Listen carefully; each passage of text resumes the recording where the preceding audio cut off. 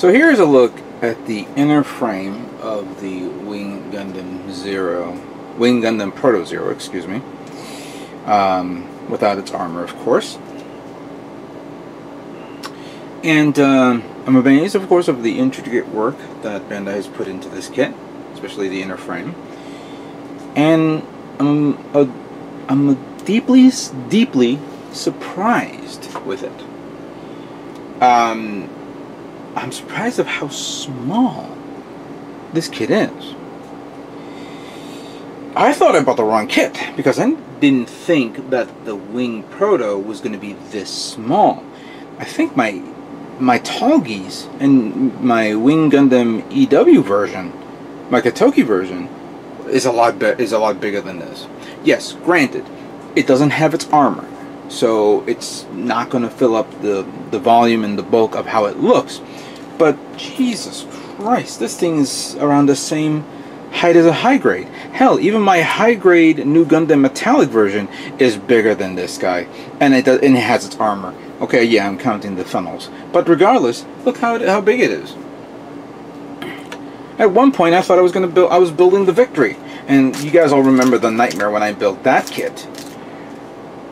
But safe to say, I can understand that the Wing. I completely forgot that the Wing kits are a smaller breed, and I'm kind of like slowly reminded of the fact that my last few Master Grade kits have been pretty big kits. Sazabi, Sananju Stein, RX-78-2 3.0. What's another? Oh, Jesta. For many examples, were all Master Grade kits, but they were big and bulky and had, you know, pretty much filled up my screen. This one, well, I didn't zoom in, but you get the picture. Well, anyway, that's my take on this. Let's just look at many of the features here with this kit. For starters, of course, there's the cockpit, which of course can be pulled in and out, which I will not do. There's this detail part that I believe I have to put something in there followed by the jewel, so this needs to be painted pretty well. Here's the hands, of course. This is the part forming hands, which I was never a big fan of, but considering the size of this kit, there's no way you can get manipulator hands other than moving the thumbs. Overall arms, good work, good movement. I had to sand down on a few parts that I hopefully will not get exposed too much. The front skirts are basic, pretty good. Good detail on the inside, of course. Good detail on the inside of the side skirts, and of course this back skirt, which is like that. Unique for this because this side skirt can be flipped up because it has two of the joints here, which can be flipped up like that. I have a distinct feeling this is probably going to be needed during the transformation stage to bird mode. The leg is also really good. The only thing I'm not feeling it, and maybe because it needs the armor, is here. There's a joint here that goes all the way in, or up and in, like that, and I believe it's because, again, for the transformation of the bird, of the, you know, of flight mode. Another thing that I'm not fond of, and let me bring this out, is the fact that I had to pull out the white parts just so I can simulate the feet. Surprisingly, but when I reviewed the box, I'm sorry, the images and the manual and all that stuff, and clearly this is a necessity. I will be taking these apart so that way when I paint it, it doesn't tie in with the inner frame, because the inner frame will be painted its specific color. There's a lot of detail areas around the feet here, I believe here, and some other parts. But yeah, it's pretty cool. I like it. So it's something to take in first before we begin, you know, the painting and then assembly. And this will be a couple of days worth of work, you could say. And speaking of painting, I want to show you. I want to discuss and demonstrate something to you guys. Well, as you can see, Here are all the parts separated based on color. Blue, yellow, red, and white. A little bit more white parts here. Didn't feel like showing them off, but I just spent a good part of my time cleaning up everything. Removing all star marks, sanding them down as best as possibly can. I know during the course of me priming these parts, I'm going to miss something. There's going to be that one specific part, or somewhere on these parts, that I say, ah, crap, now I got to do it all over again. It happens. It happens many times during my builds, and I can imagine there's a lot of modelers out there who are going through the same BS as I do. But kind of like the inner frame that I showed before, I wanted to not only clean this and sand this down and wash it up, but I also wanted to put the parts together, some of the parts together, so I can, you know, proceed, or try to find ways of modifying or setting it up in a way where it can be painted without me messing it up. As an example, like here. Here's the foot right here. And reviewing the manual, these two parts go together, so it was pretty simple to put them on, and I don't have to worry about me painting one part and the other and then have to screw the whole thing up if something, you know, if I make a mistake. So I wanted to get that out of the way. Another, let me see, another part of course would be the shoulders, which I saw this mark here and I was cleaning it up, but as I was looking at the manual, this part doesn't show because it's covered up by the layer of I think one of the white parts and then the blue parts that goes on. I think this one here, it goes like this. Yeah, this one goes here, so I don't have to worry about that.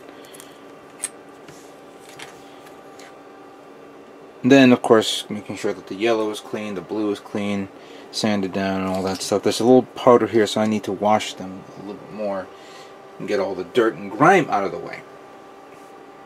That was pretty much what I was looking at. Now, of course, my whole purpose of doing all this is in preparation for me to airbrush and do a lot of pre-shading. And I began reviewing a lot of videos online. Again, even though I've done pre-shading, I think I could do a little bit more. And with my last few builds, even though they came out okay, I have a distinct feeling it didn't come out perfect, to say the least. So I began reviewing a few things, and there's one thing that I've noticed: pre-shading with yellow. Not a good idea. Prime told me this, that if you put black, then you spray paint yellow over it, it will look a different color and it'll look weird. She says use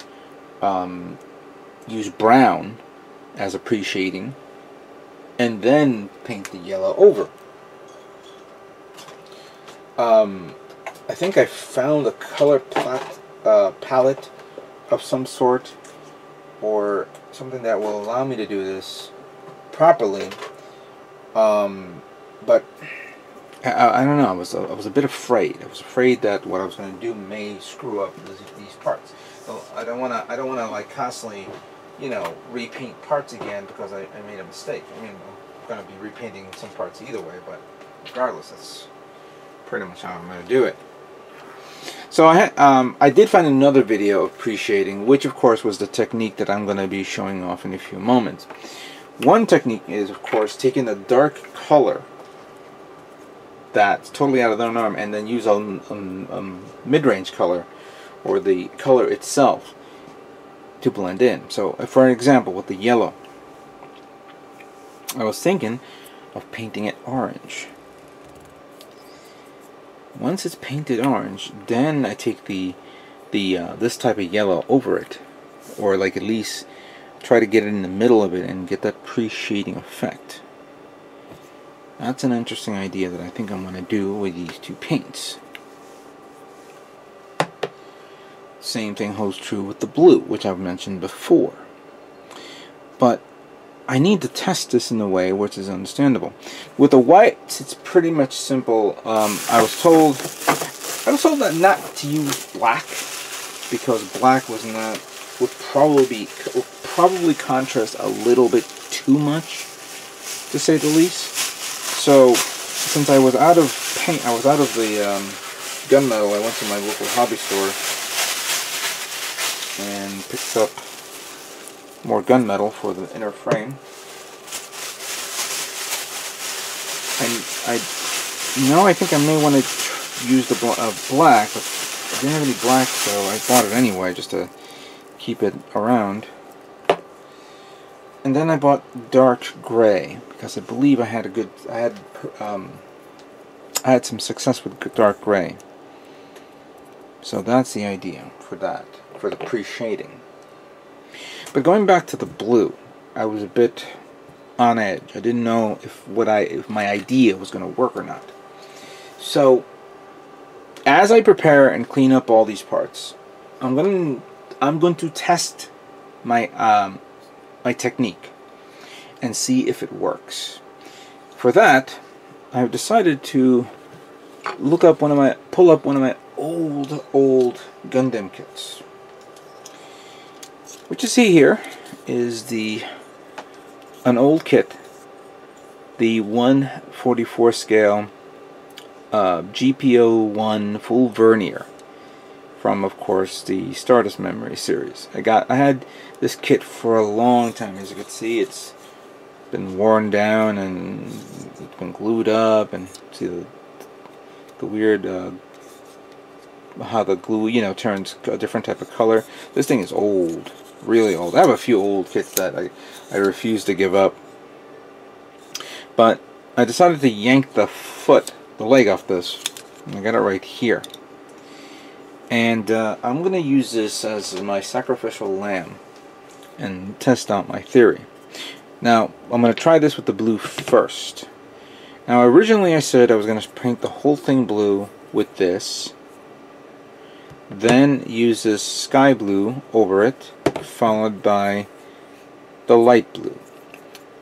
After realizing what I just said, not a good idea, because if I spray paint lacquer, then acrylic, and then lacquer over it, may not be a good idea. So what I'm going to do is I'm going to still spray, first I'm going to prime it, then pre-shade it. Then I'm going to spray paint the whole thing the dark blue, one pass, and then one side I will do the pre-shading with the sky blue, and the other side I will do the pre-shading with the light blue, and see what effect I can get out of this. I'm going to do it with this part, and since I had to yank the foot of this part, I'm going to prime this, and I'm going to try the technique with the orange and yellow and see if I can do the idea that I thought with this. What do you guys think of that? Stay tuned for the next video to see the results.